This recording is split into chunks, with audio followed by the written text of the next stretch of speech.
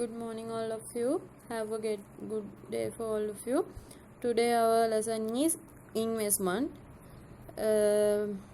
Lesson number 8, page number 122. Introduction to investment.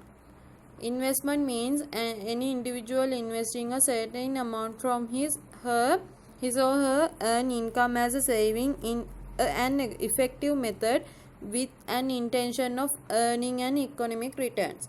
ඒක investment එකක් කියනවා. දැන් අපිට අපි මොනවා හරි කරන ජොබ් එකකින් අපිට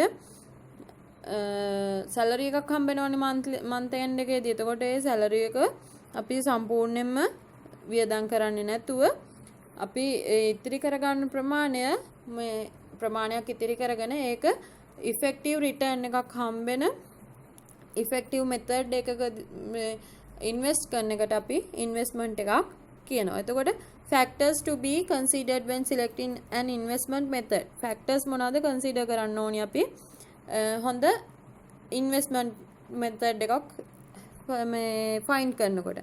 එතකොට aim of the investment, aim එක බලන්න ඕනි.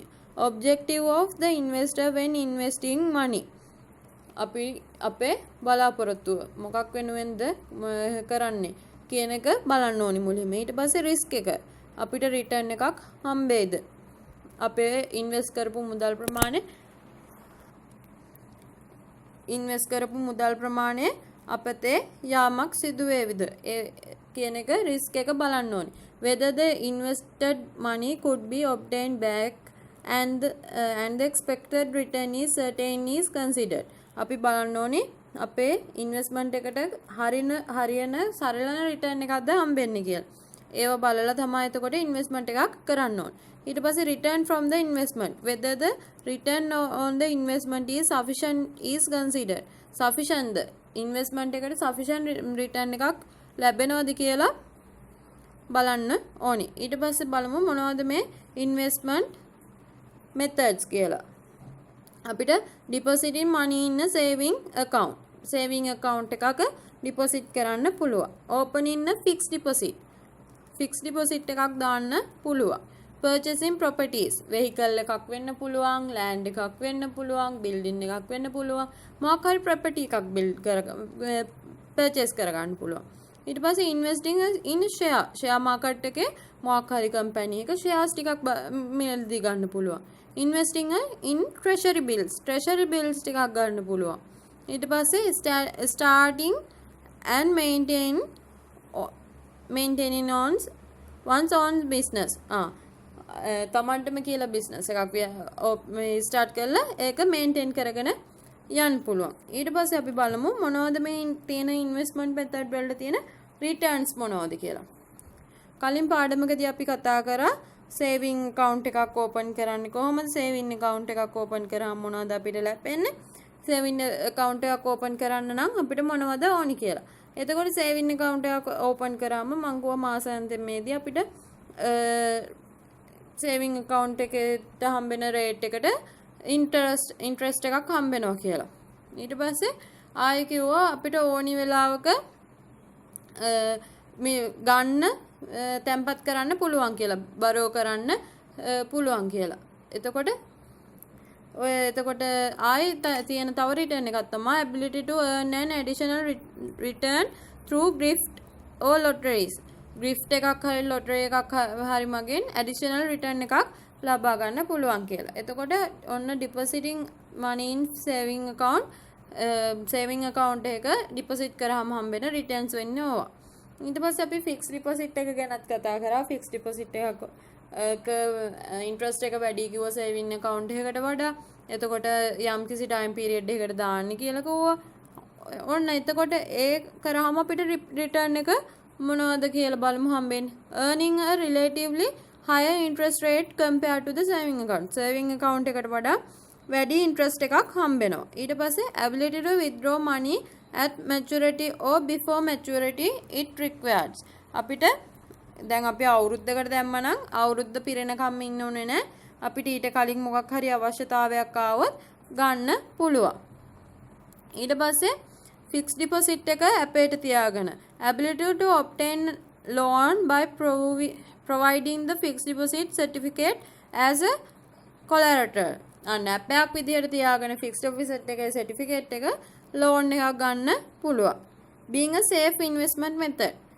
ඒක safe investment method එකක් කියලා කියනවා. ඊට පස්සේ purchasing properties.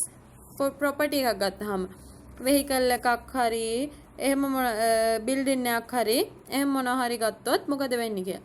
ability to utilize properties by being an owner of the property.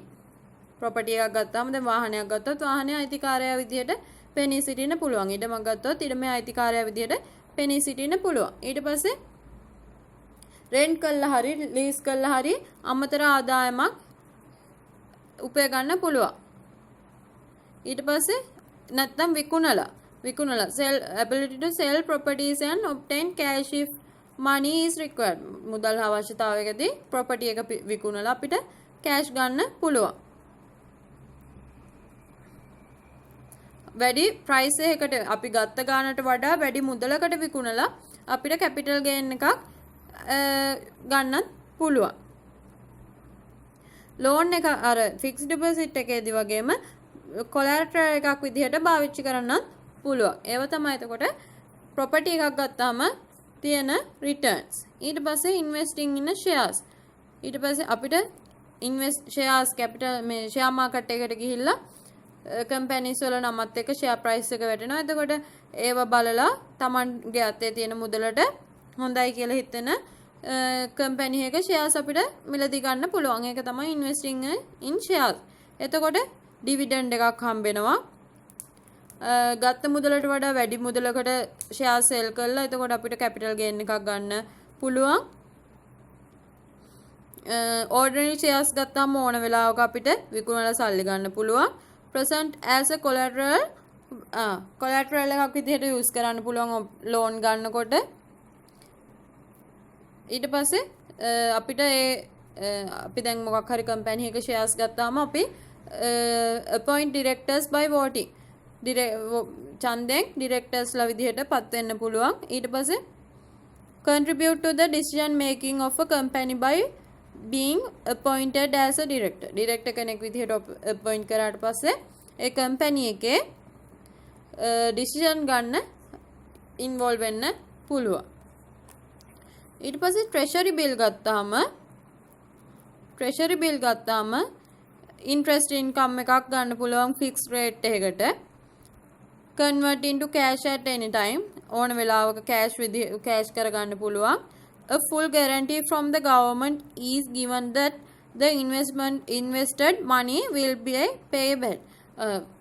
full guarantee එකක් දෙනවලු government එකෙන් invest කරපු මුදල් ප්‍රමාණය ආය අපිට දෙනවා කියලා. එතකොට investment පාඩමේදී ওই ටික තමයි තියෙන්නේ. අපි දැන් එතකොට investment එකක් කියන්නේ මොනවද? investment එකක් කරනකොට බලන්න ඕනි consider කරන්න ඕනි factors මොනවද? investment method මොනවද තියෙන? ඒ method වලට investment කරාට පස්සේ අපිට return එක මොනවද හම්බෙන්නේ කියලා කතා කරා. මේ පාඩමට අදාළ ප්‍රශ්න ටිකක් මම මේ වීඩියෝ එකත් එක්කම ඔයගොල්ලන්ට send කරනවා. එතකොට වීඩියෝ එක නරඹලා ටෙක්ස්ට් බුක් එකේ ලෙසන් එකත් ස්ටඩි කරලා ඒ ප්‍රශ්න ටිකට ආන්සර්ස් ලියන්න. බොහොම ස්තුතියි.